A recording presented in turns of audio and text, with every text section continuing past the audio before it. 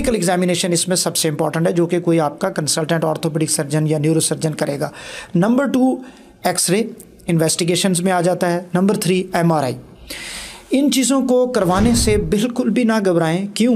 क्योंकि ये वो चीज़ें हैं जो आपको डिफरेंशिएट करेंगी कि आपको आम कमर दर्द है या ख़तरनाक कमर दर्द है। जिस तरह मैंने आपको शुरू में बताया कि आप मोड ऑफ़ ट्रीटमेंट जो मर्ज़ी यूज़ करें, आप जिस मर्ज़ी शख्स से इलाज करवाएं। यहाँ वीडियो बनाने का या बताने का आपको मकसद ये नहीं है कि आप सिर्फ डॉक्टर के पास जाएँ, ये आपकी मर्ज़ी है भाई। अगर आप किसी जराह के पास जाना चाहते हैं, किसी क्वैक के पास जाना चाहते हैं, मैं अक्सर लोगों को ये कहता हूँ कि लोगों की मर्ज़ी है, हम उनको मजबूर नहीं कर सकते। अगरचे उन्हें किसी समझदार शख्स से उसका ट्रीटमेंट करवाना चाहिए, लेकिन जो आपको सबसे इम्पॉर्टेंट चीज़ है वो ये है कि आप ये फ़ैसला करें कि आपकी कमर का दर्द आम है या ख़तरनाक है। वो मैंने आपको चीज़ें बता दी हैं। एक्सरे और MRI इसमें बहुत इंपॉर्टेंट है, जो ये फ़ैसला करेगा। एक्सरे क्या करेगा? एक्सरे दरअसल हड्डियों को दिखाएगा। हड्डियों में क्या है? मोरे जो वर्टिब्री हैं, कमर के 5 मोरे होते हैं जिन्हें हम लंबर वर्टिब्री कहते हैं। L1 2 3 4 5। उसके नीचे सैक्रल मोरे शुरू हो जाते हैं, सैक्रम के L5 के बाद। ये जो मोरे हैं, इनमें मोरों में कोई ख़राबी आ गई है या उनके दरमियान मौजूद जो डिस्क है, हर 2 मोरे के दरमियान एक डिस्क है, ऊपर और नीचे वाले के दरमियान, उनमें ख़राबी आ गई है, तो वो एक्सरे से बहुत ज़्यादा हद तक पता चल जाती है। पट्ठों का खिंचाव भी, जब लंबर स्ट्रेटनिंग हो जाती है, मोरे बिल्कुल सीधे हो जाते हैं, वो भी उससे पता चल जाता है। सो डॉक्टर एक्सरे देख के बहुत सी चीज़ों को आपके सामने आइडिया कर सकता है कि ये आपकी कमर दर्द की वजह है। नंबर 2 MRI एक ऐसी इन्वेस्टिगेशन है जो उसका पूरी डिटेल पिक्चर आपको दे देती है। ना सिर्फ उसके मोरे नज़र आ रहे हैं उसमें, बल्कि उसकी डिस्क भी नज़र आ रही है, उस डिस्क की साख्त भी नज़र आ रही है। डिस्क के बाहर वाला हिस्सा, अंदर वाला हिस्सा, न्यूक्लियस पल्पोसिस उसे अंदर वाला हिस्सा, एनुलस फाइबर बाहर वाला हिस्सा, हर चीज़ उस MRI के अंदर नज़र आ रही होती है। बाज़ औक़ात मैं आजकल सोशल मीडिया पे वीडियोस देखता हूँ, लोग कह रहे होते हैं कि जी MRI दरअसल पैसे बनाने का ज़रिया है, डॉक्टर्स का गठजोड़ होता है। देखें, एक बात याद रखें, पुराने ज़माने में MRI नहीं थी, मौजूदा ज़माने में MRI आ गई है। कैसा है? ये बिल्कुल इसी तरह है जिस तरह पुराने ज़माने में लोग पैदल सफ़र करते थे। मौजूदा ज़माने में बेहतर से बेहतरीन गाड़ियाँ आ गई हैं। जो सफ़र लाहौर से इस्लामाबाद लोग दिनों में, हफ़्तों में करते थे, वो सफ़र आज जहाज़ के ज़रिए आप आधे घंटे में कर लेते हैं। दरअसल ये मॉडर्न इनोवेशंस हैं। हमारे पुराने बुज़ुर्गों के या उनसे भी पुराने जो बुज़ुर्ग हैं, 100 साल या उससे भी बहुत पहले, जब ये चीज़ें थी ही नहीं, तो वो लोग क्या करते? वो फिर गैस वर्क करते थे, तुक्का लगाते थे कि जी इस शख्स के पट्टे कमज़ोर हो गए हैं, इस शख्स की मोरों में कोई ख़राबी हो गई है। वो ख़ुद से ही बता देते थे। तब तो लोगों को इतना भी नहीं पता था कि मोरों के नंबर कितने हैं, मोरों की किस्में कितनी हैं, L1 क्या होता है, L5 क्या होता है। अक्सर लोग सोशल मीडिया पे आके ये कह रहे होते हैं जी MRI आप ना करवाएं। जनाब, अगर आपको MRI की ज़रूरत है, इंडिकेशंस हैं, तो ज़रूर करवाएं। क्यों? क्योंकि वो आपकी डिटेल पिक्चर दे रही है। वो बिल्कुल इसी तरह एक मॉडर्न इन्वेस्टिगेशन है और ट्रीटमेंट है का हिस्सा है, जिस तरह से मुख्तलिफ शोबाजात के अंदर है। आपका मोबाइल है, पहले मोबाइल सिर्फ बटनों वाला होता था, आज मोबाइल क्या है? आप आईफोन तक चले जाएं, वो आपकी पूरी ज़िंदगी है। इसी तरह गाड़ी है, इसी तरह रोज़मर्रा ज़िंदगी में चीज़ें बेहतर से बेहतरीन हो रही हैं। तो इसी तरह जो ट्रीटमेंट मोडेलिटीज़ हैं वो पुराने वक्तों से बदल के जदीद चीज़ों की तरफ आ रही हैं। हाँ, अगर आपको लगता है कि आपको अभी MRI नहीं करवाना या डॉक्टर ने आपको तजवीज़ किया है, तो वो शायद उसका कोई गाठ जोड़ा है, वो कहीं से पैसे ले रहा है, तो किसी दूसरे डॉक्टर से उसकी ओपिनियन ले लें।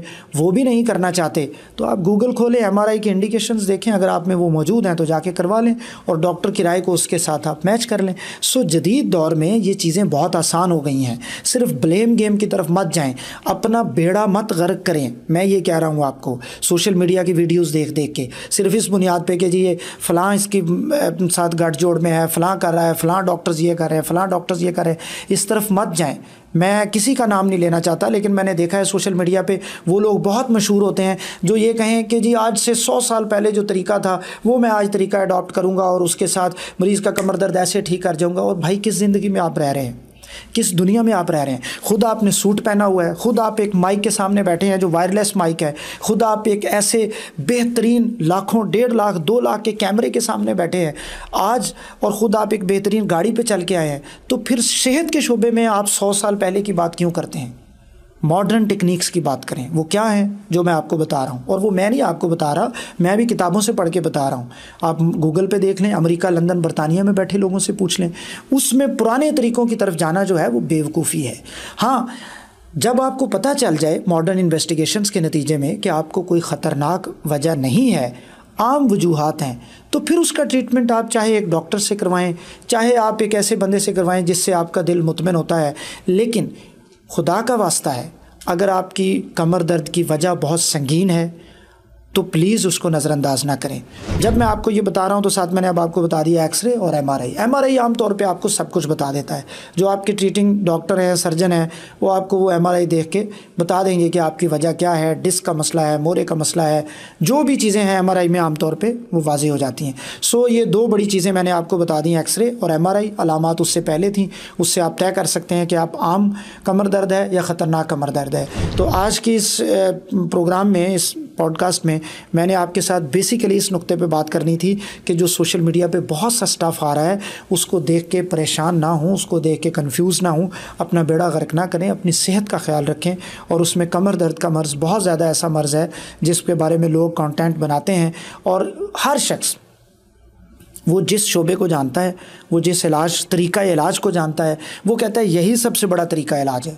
यानी अगर मुझे ऑपरेशन करना आता है तो जो शख्स मेरे पास आएगा मैं उसे कहूँगा ऑपरेशन ही इसका इलाज है। अगर मुझे वर्जिशें सिखाना आती हैं तो मैं कहूँगा जी वर्जिशें इसका इलाज है। अगर मुझे कोई और तरीका आता है जो डॉक्टर्स के अलावा जो लोग कर रहे होते हैं, वो कहते हैं जी इसका सबका इलाज यही है। कोई एक ट्रीटमेंट भी ऐसा नहीं है जो हर मरीज़ पे आप फिट कर सकें। याद रखें, आपका बेहतरीन डॉक्टर वो है जो आपको आपकी वजह देखकर आपको ट्रीटमेंट सजेस्ट करेगा और आपको उस ट्रीटमेंट के प्रोज एंड कॉन्स, फ़ायदे नुकसान समझाएगा। जो जनरलाइज ट्रीटमेंट हैं, ऑप्शंस हैं, वो 3-4 हैं। नंबर 1 मेडिसिन है, आप जाते हैं, आप मेडिसिन लेते हैं। नंबर 2 एक्सरसाइजेज़ हैं। एक्सरसाइजेज़ इसका बेसिक पार्ट है। जब आपने ये तय कर लिया कि ख़तरनाक नहीं है तो ये मैं बता रहा हूँ आम चीज़ें। नंबर 3 आपकी लाइफस्टाइल मॉडिफिकेशंस हैं, आपके बैठने का अंदाज़ है। ये 4-5 चीज़ें मैं इसमें आपको शॉर्टली बताना चाहता हूँ जो आप घर में कर सकते हैं। मसलन आपके बैठने का अंदाज़ क्या है। मैं इस तरह बैठा हूँ, मेरा जो टेबल है, मेरे जो सामने चीज़ है, ख़ासकर जो लोग ऑफिस में बैठते हैं वो उनके आई लेवल पे होना चाहिए। लैपटॉप आपका या आपकी डायरी जो भी चीज़ है वो आपके आई लेवल पे होनी चाहिए। मुझे इस तरह झुक के नहीं बैठना कभी भी, मुझे इस तरह बैठना है। क्योंकि जो ये भी अब करामत मॉडर्न साइंस की है कि उसने आपको ये बताया है एक्सरे करके कि जो आपके मोरे हैं उनका स्ट्रक्चर बिल्कुल ऊपर से नीचे तक सीधा नहीं है बल्कि वो कर्व्ड है। सो मेडिसिन के बाद आपका सिटिंग पोस्चर बहुत इंपॉर्टेंट है लाइफस्टाइल मॉडिफिकेशन में। नंबर 2 आप अपना वेट कम करें। आपकी कमर के ऊपर जो वज़न पड़ रहा है वो सबसे बड़ा मुजरिम है आपकी दर्द का।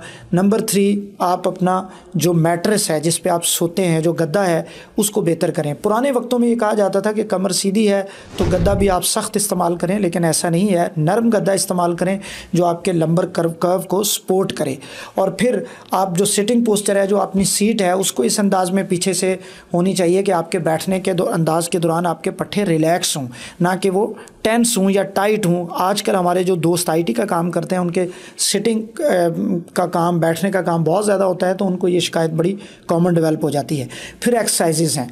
एक्सरसाइजेज़ में ऐसी एक्सरसाइजेज़, कोर स्ट्रेंथनिंग एक्सरसाइजेज़ उन्हें हम कहते हैं, जो आपके ये मसल्स और इन चीज़ों को मजबूत कर रही हैं, जिसके साथ आपके मोरे जो हैं वो स्ट्रेंथन होते हैं, उनकी नॉर्मल कर्वेचर जो है वो बहाल हो जाता है। और फिर एक आखिरी चीज़, सोने का अंदाज़।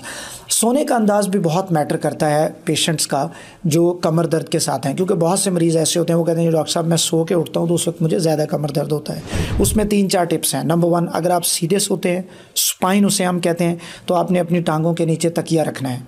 उससे क्या होता है कि आपके मसल थोड़े रिलैक्स हो जाते हैं। नंबर 2, एक स्लीपिंग पोस्चर ये है कि अगर आप करवट लेके सोते हैं तो आपने दोनों टांगों के दरमियान, घुटनों के दरमियान एक तकिया रखना है।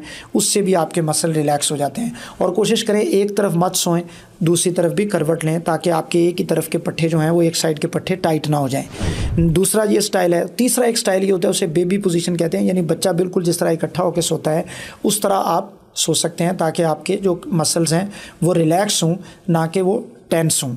तो ये 3-4 चीज़ें मैंने आपको बताई हैं जो आप घर में भी कर सकते हैं। और फिर अपनी डाइट अच्छी करनी है आपने। डाइट में विटामिन डी और कैल्शियम का ख़ास ख्याल रखना है। वो चीज़ें आप करेंगे तो बेहतर हो सकते हैं। अच्छा, अगर ये चीज़ें आपको सपोर्ट नहीं कर रही और आपका कमर का दर्द भी है और टांग में भी जा रहा है, तो एक बहुत अच्छा ऑप्शन जो है ऐसा है जिसको हम इंजेक्शन कहते हैं। उसमें भी एक मॉडर्न टेक्निक है, ट्रांसफोरामिनल इंजेक्शन। कैमरे के साथ देख के हम उस नस में, उस नर्व में इंजेक्शन लगा देते हैं जिसके साथ दर्द नीचे टांग में आ रही होती है। 70% मरीज़ ऐसे हैं जिनको ज़िंदगी में किसी भी सर्जरी की ज़रूरत नहीं पड़ती, किसी भी इंजेक्शन की ज़रूरत नहीं पड़ती, बल्कि मेडिसिन, लाइफस्टाइल मॉडिफिकेशन, एक्सरसाइजेज़ और वर्जिशों के साथ और डाइट के साथ वो अपने इस मसले को हल कर सकते हैं। उसके बाद जो 30% लोग बचते हैं उनमें से भी एक बहुत बड़ा हिस्सा ऐसा है जो इंजेक्शन के साथ उनको फ़ायदा हो जाता है। वो इंजेक्शन बिल्कुल कमर में कैमरे के साथ लगता है, उस जगह पे जहाँ से, जैसे अगर L5S1 की डिस्क है तो जिस जगह से वो नर्व निकल रही होती है उसको सुन कर दिया जाता है। बहुत लंबा अरसा मरीज़ों को उससे भी फ़ायदा हो जाता है। लास्ट ऑप्शन होता है ऑपरेशन का। इसकी ख़ास इंडिकेशंस होती हैं, इस पे मैं एक अलग से आपके साथ वीडियो में बात करूंगा पूरी कि कब आपको ऑपरेशन करवाना चाहिए, कब नहीं करवाना चाहिए। लेकिन एक जुमला मैं ज़रूर बोलूँगा, अगर आपको ऑपरेशन की ज़रूरत है तो उससे मत घबराएं, और अगर आपको ज़रूरत नहीं है तो बिल्कुल भी मत करवाएं। हाँ, अगर आपको डाउट है तो उसकी ओपिनियन 2-4 लोगों से ले लें। लेकिन अगर आपको हर डॉक्टर ये कह रहा है कि आप ऑपरेशन की तरफ जाएं तो प्लीज़ उससे घबराने की ज़रूरत नहीं है, क्योंकि उसमें अब एंडोस्कोपिक ऑप्शंस मौजूद हैं, कैमरे के साथ, जिसको आम ज़ुबान में लोग कह लेते हैं, ऑप्शंस मौजूद हैं। छोटे छोटे कट के साथ उस डिस्क को जाके ख़त्म किया जाता है, कट किया जाता है, और आपकी जो वहाँ पे प्रॉब्लम है, जो प्रेशर बन रहा होता है जिससे कमर का और टांगों का दर्द बढ़ रहा होता है, वो बड़े आराम से हल हो जाता है। सो ये डिफरेंट ऑप्शंस थे, ये कुछ गुफ्तगू थी जो मैं कमर दर्द के बारे में आपसे करना चाहता था। डॉक्टर अब्दुल बासित को आज इस प्रोग्राम से इजाज़त दीजिए। आपके सवालों का, फीडबैक का इंतज़ार रहेगा। अल्लाह हाफ़िज़।